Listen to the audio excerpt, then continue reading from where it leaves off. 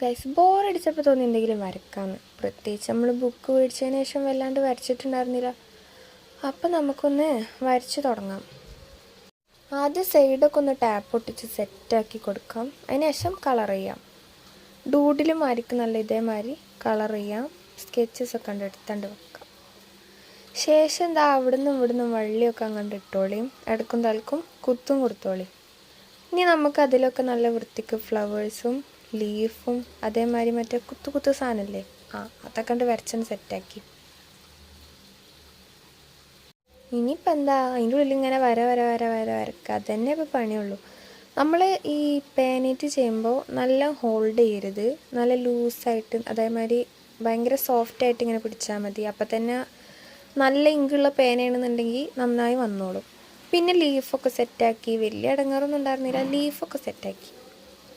പിന്നെ ദാ ഈ കുത്തു സാധനം, അതിൻ്റെ പേരറിയണവരൊന്ന് കമൻ്റാക്കി കളി. ഇപ്പോൾ ദാ ഏകദേശം ലുക്കൊക്കെ സെറ്റാക്കിയിട്ടുണ്ട്. ഇപ്പം നമ്മൾ ഈ സ്കെച്ചസിന് പകരമാണെന്നുണ്ടെങ്കിൽ നിങ്ങൾക്ക് പെയിൻറ്റ് യൂസ് ചെയ്യാം. ഡൂഡിലാക്കിയിട്ട് പെയിൻറ്റ് യൂസ് ചെയ്യാം. ഫ്ലവേഴ്സ് നമുക്ക് ഡിഫറെൻ്റ് ആക്കണമെങ്കിൽ ഫ്ലവേഴ്സും ഡിഫറെൻ്റ് ആക്കാം.